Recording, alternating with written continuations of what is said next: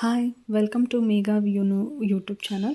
ತುಂಬ ತಿಂಗಳುಗಳೇ ಆಗೋಯಿತು ನನ್ನ ಚಾನಲ್ ಸ್ಟಾರ್ಟ್ ಮಾಡಿ, ಬಟ್ ಆದರೆ ಅಪ್ಲೋಡ್ ಮಾಡ್ತಿಲ್ಲ ವೀಡಿಯೋಸ್. ಸಾರಿ, ಇನ್ಮೇಲೆ ಕಂಟಿನ್ಯೂಸ್ ಆಗಿ ವೀಡಿಯೋಸ್ ಅಪ್ಲೋಡ್ ಮಾಡ್ತೀನಿ. ಇವತ್ತು ಬನ್ನಿ, ನೈಟು ಸ್ವಲ್ಪ ರೈಸ್ ಕಮ್ಮಿ, ವೆಜಿಟೇಬಲ್ಸ್ ಜಾಸ್ತಿ ಹಾಕಿ ಒಂದು ಬಾತ್ ಮಾಡ್ಕೊಳ್ಳೋಣ.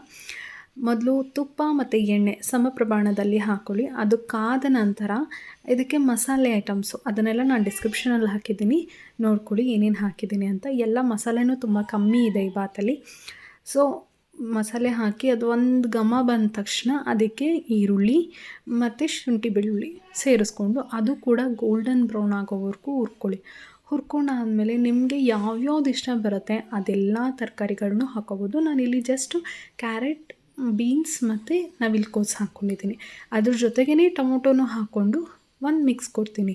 ಮಿಕ್ಸ್ ಕೊಟ್ಟಾದ ತಕ್ಷಣ ಒಂದು ಸ್ವಲ್ಪ ಬೆಂದಿದೆ ಅಂದ ತಕ್ಷಣ ಅದಕ್ಕೆ ಮಸಾಲೆ ಐಟಮು ಅಂದರೆ ಅರಿಶಿಣ, ಅಚ್ಕಾರದ ಪುಡಿ, ಧನಿಯಾ ಪುಡಿ ಮತ್ತು ಗರಂ ಮಸಾಲ ಅದು ಸ್ವಲ್ಪ ಹಾಕಿದ್ದೀನಿ. ಹಾಕಿ ಒಂದು ಮಿಕ್ಸ್ ಕೊಟ್ಟಾದಮೇಲೆ ಮೊಸರನ್ನ ನೀಟಾಗಿ ಕಡ್ಕೊಂಡು ಹಾಕ್ಕೊಳ್ಳಿ. ಅರ್ಧ ಕಪ್ ಹಾಕಿದ್ದೀನಿ ನಾನು. ಅದನ್ನು ಹಾಕಿ ಅದು ಒಂಚೂರು ಎಣ್ಣೆ ಬಿಡ್ತಾ ಇದೆ ಅಂದಾಗ ನಿಮ್ಮಲ್ಲಿ ಯಾವುದಾದ್ರು ಸೊಪ್ಪಿದೆ ಮನೇಲಿ ಅಂತಂದರೆ ಅದನ್ನು ಕೂಡ ಮಿಕ್ಸ್ ಮಾಡ್ಕೋಬೋದು.